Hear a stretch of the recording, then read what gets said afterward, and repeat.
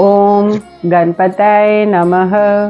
या देवी सर्वभूतेषु कान्तिरूपेण संस्थिता नमस्तस्यै नमस्तस्यै नमस्तस्यै नमो नमः। जय माता दी दोस्तों, मैं हूँ रेनू भाटिया फ्रॉम रब कथा। ये नवरात्रि के छठे दिन माता कात्यायनी की पूजा की जाती है। मान्यता ये है कि देवी ने ऋषि कात्यायन की पुत्री के रूप में जन्म लिया, इस कारण उनके इस स्वरूप का नाम कात्यायनी पड़ा।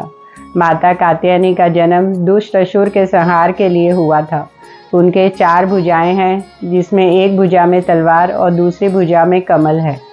पहले हम 10 मिनट अथ अर्गला स्तोत्रम और अथ कीलकम का मंत्र उच्चारण करेंगे और फिर दुर्गा सप्तशती का पाठ करेंगे। ये है एपिसोड 6।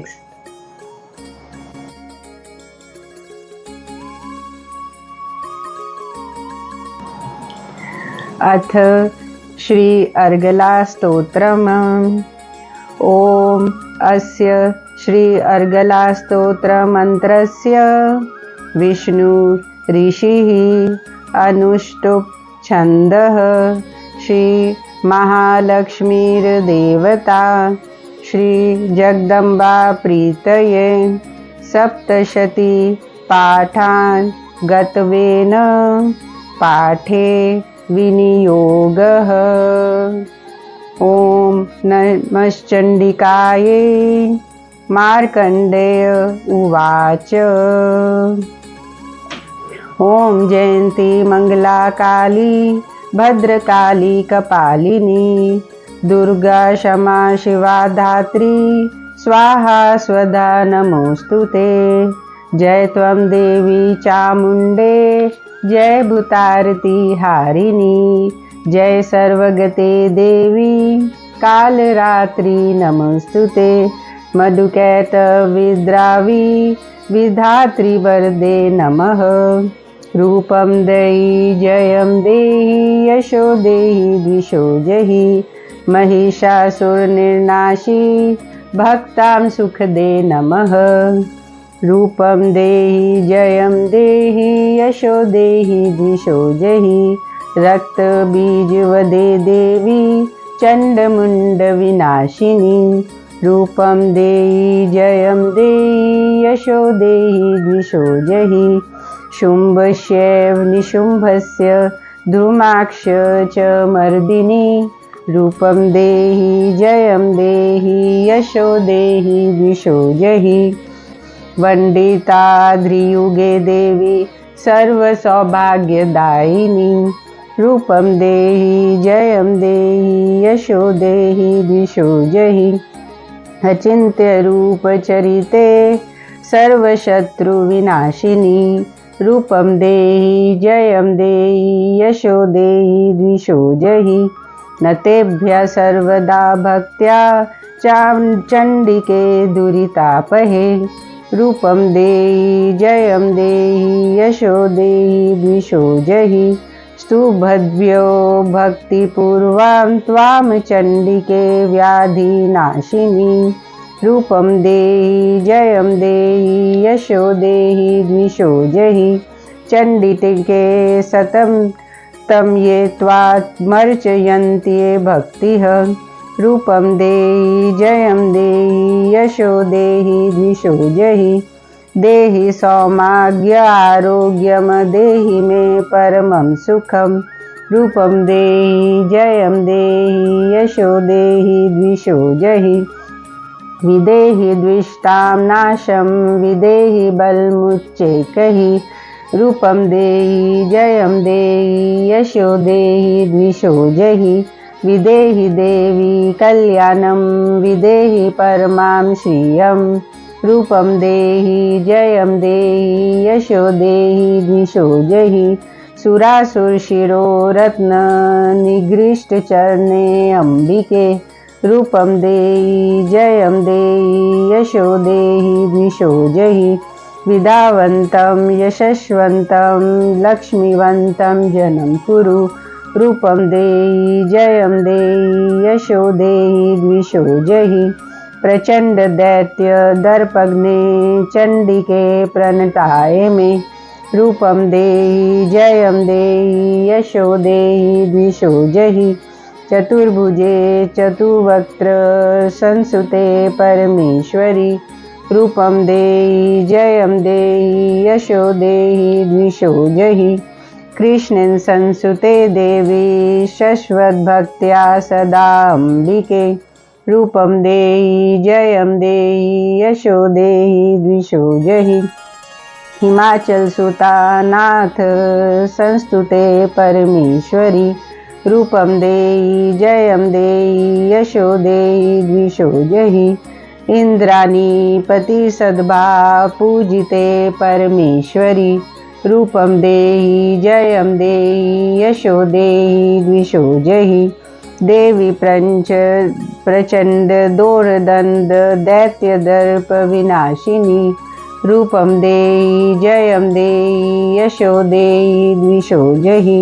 देवी भक्त जनोदाम दत्तानंदोए अंबिके रूपं देहि जयं देहि यशो देहि द्विषो जहि पत्नीं मनोरमां देहि मनोव्रतानुसारिणीं तारिणीं दुर्गसंसारसागरस्य कुलोद्भवाम् इन्द्रं सत्स्तोत्रं पठित्वा तु महास्तोत्रं पठे नरः स्तु सप्तशती संख्या वर्माप्नोति सम्पदाम् इति देव्य अर्गला स्तोत्रं सम्पूर्णम्।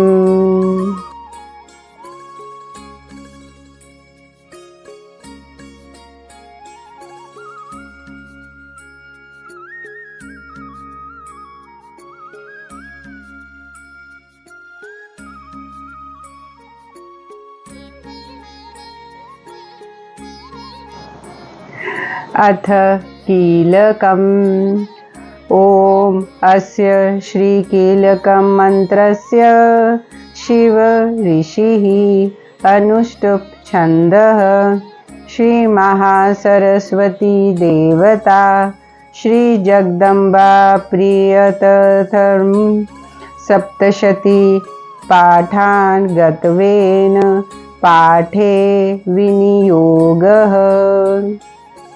ॐ नमश्चण्डिकायै मार्कण्डे उवाच ॐ विशुद्धज्ञानदेहाय त्रिवेदिदिव्यचक्षुषे श्रेयःप्राप्तिनिमित्ताय नमः सोमार्धधारिणे सर्वमेतद्विजानीयान् मन्त्रणां विकीलकं सोऽपि क्षेमवाप्नोति सततं जाप्य तत्पर सिद्धयन्त्युच्चाटनादीनि वस्तूनि सकलयानपि एतेन स्तुत्वतां देवी स्तोत्रमात्रेण सिद्ध्यति न मन्त्र न साधं तत्र न किञ्चिदपि विद्यते विना जाप्यान् सिद्ध्यते सर्वमुच्चाटनादिकं समाग्राण्यपि सिद्ध्यन्ति लोकशङ्कामिमामर कृत्वा निमन्त्रयामास सर्वमेवमिदं शुभं स्तोत्रं वे चण्डिकास्तु तच्च गुप्तं चकारसः सामेप्तर्न च पुण्यास्तां यथावन्नियन्त्रणां सोऽपि क्षेममाप्नोति सर्वे मन संशयः कृष्णायां वा चतुर्दश्यामष्टयां वा समाहित ददाति प्रतिगृह्णाति नान्यथेषा प्रसीदति इंथरूपेण कीलेन महादेवेन कीलतं यो निष्कीलां विद्यायेनां नित्यं जपति संस्फुटं ससिद्ध सगनसोऽपि गन्धर्वो जायते नरः न चैव्यपाटस्तस्य भयं कवापि जायते नाम मृत्यो वंशं याति मित्रो मोक्षमवाप्नुयात् ज्ञात्वा प्रारभ्य कुर्वीत न कुर्वो नो विनश्यति ततो ज्ञात्वैव सम्पन्न मिदं प्रारब्धे बुद्धेः सौभाग्यदि च यत् किञ्चिद् दृश्यते ललनाजने तत् सर्वं तत्प्रसादेन तेन जाप्यामिदं शुभम् शनैस्तु जप्यमानेऽस्मिन् स्तोत्रे सम्पाति रुचिके भवत्येव समाग्रापि ततः प्रारभ्यमेव तत् ऐश्वर्यं यत् प्रसादेन सौभाग्यारोग्यं सम्पद शत्रुहानिः परो मोक्षः स्तूयते सा न किञ्जनैः इति देव्यकीलकस्तोत्रम् सम्पूर्णम्।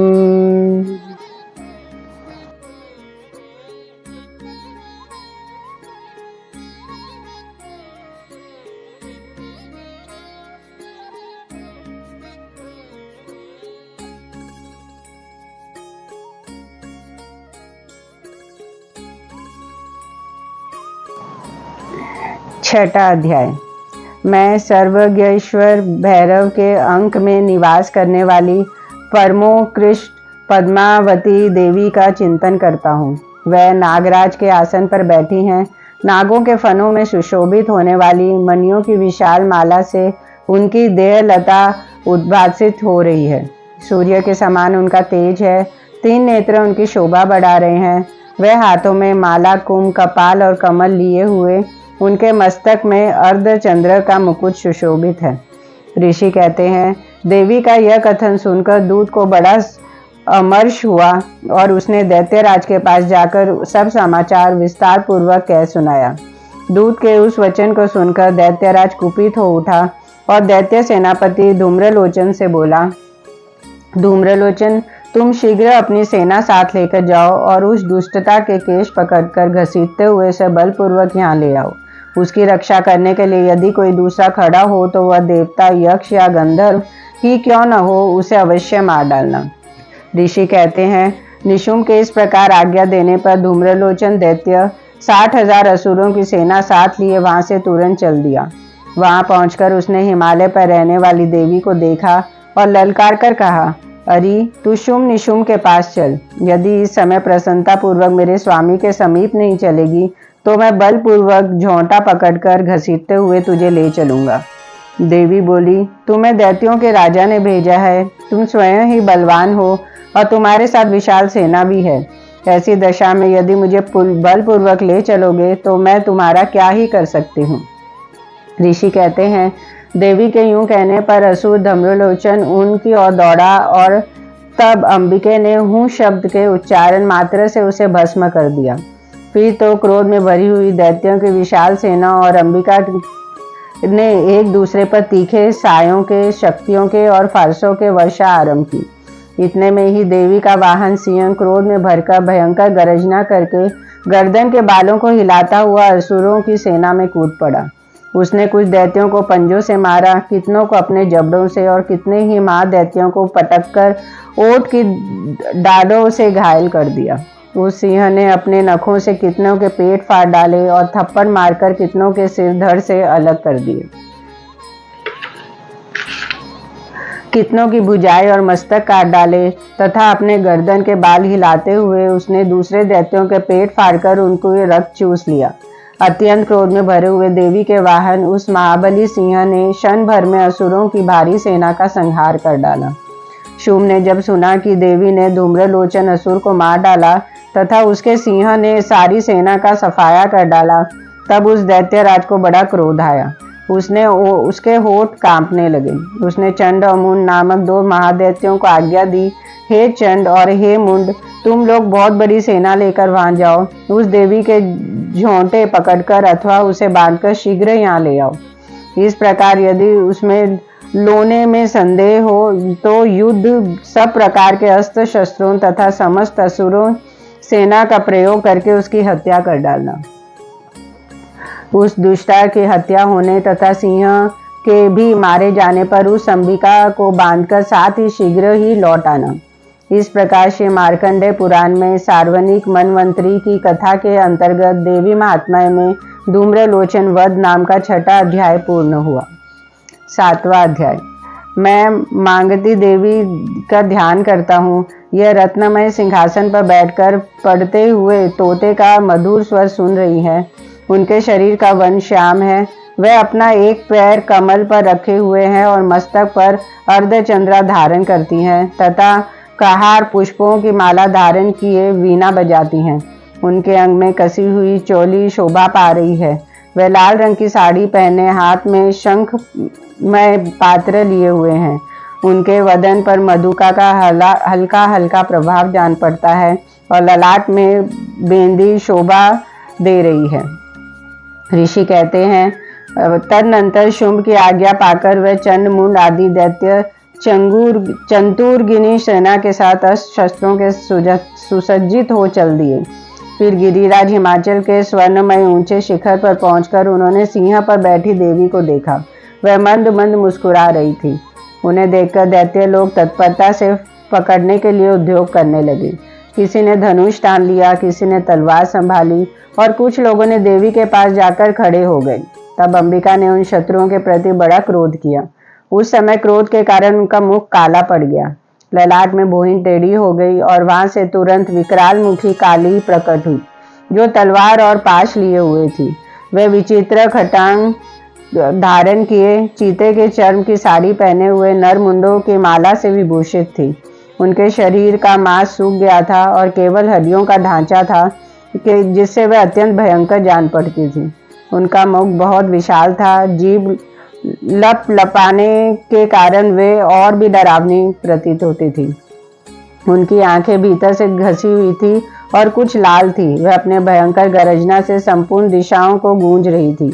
बड़े बड़े दैत्यों की वध करती हुई वह कालिका देवी बड़े वेग से दैत्यों की उस सेना पर टूट पड़ी और उन सबको का भक्षण करने लगी।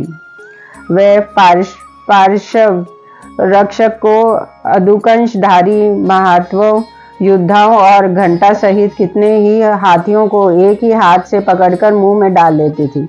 इस प्रकार घोड़े, रथ और सारथी के साथ रथी सैनिकों को मुंह में डालकर वह उन्हीं बड़े भयानक रूप को चबा डालती थी। किसी के बाल पकड़ लेती, किसी का गला दबा देती, किसी को पैरों से कुचल डालती और किसी को छाती के धक्के से गिराकर मार डालती थी। वह असुरों के छोड़े हुए बड़े बड़े अस्त्र शस्त्र मुंह में पकड़ लेती थी और रोष में भरकर उनके दांतों से पीस डालती थी। काली ने बलवान एवं दुरात्मा दैत्यों की वह सारी सेना रौंद डाली, खा डाली और कितनों को मार भगाया। कोई तलवार के घाट उतारे गए, कोई खटक से पीटे गए, कोई और कितने ही असुर दांतों के अग्रभाग से कुचले जाकर मृत्यु को प्राप्त हुए। इस प्रकार देवी ने असुरों की उस भारी सेना को क्षण भर में मार गिराया। यह देख चंडू अत्यंत भयानक काली देवी पर की ओर दौड़ा तथा महादैत्य मुंड भी अत्यंत भयंकर वानों से, वर्षा से और हजारों बार चलाए हुए चक्रों से उन भयानक नेत्रों वाली देवी को आच्छादित कर दिया। वह अनेक चक्र देवी के मुख में समाते हुए ऐसे जान पड़ते थे मानो सूर्य के बहुतेरे मंडल बादलों के उदर से प्रवेश कर रहे हों। तब भयंकर गरजना करने वाली काली ने अत्यंत रोष में भरकर विकट अट्टहास किया। उस समय उनके विकराल वदन के भीतर कठिनता से देखे जा सकने वाले दांतों की प्रभास से वे अत्यंत उज्जवल दिखाई देती थी। देवी ने बहुत बड़ी तलवार हाथ में ले का उच्चारण करके चंड पर धावा किया और उसके केश पकड़कर उसी तलवार से उसका मस्तक काट डाला। चंडक को मारा देख मुंड भी देवी की ओर दौड़ा। तब देवी ने रोष में भरकर उसे भी तलवार से घायल करके धरती पर सुला दिया। महापराक्रमी चंड और मुंड को मारा गया देख मरने से बची हुई बाकी सेना भय से व्याकुल हो चारों ओर भाग गई। तदनंतर काली ने चंड और मुंड का मस्तक हाथ में ले चंडिका के पास जाकर प्रचंड अट्टहास करते हुए कहा, देवी, मैंने चंड और मुंड नामक इन दो महापशुओं को तुम्हें भेंट किया है। अब युद्ध में तुम शुंभ और निशुंभ स्वयं ही वध करना। ऋषि कहते हैं, वहां लाए हुए उन चंड मुंड नाम महादैत्यों को देखकर कल्याणमयी चंडी काली से मधुर वाणी में कहा, देवी, तुम चंड और मुंड को लेकर मेरे पास आई हो, इसलिए संसार में चामुंडा नाम से तुम्हारी ख्याति होगी। इस प्रकार श्री मार्कंडेय पुराण में सार्वनिक मनवंतरी की कथा के अंतर्गत देवी महात्म्य में चंड मुंड वध नामक 7वां अध्याय पूर्ण हुआ। जय माता दी।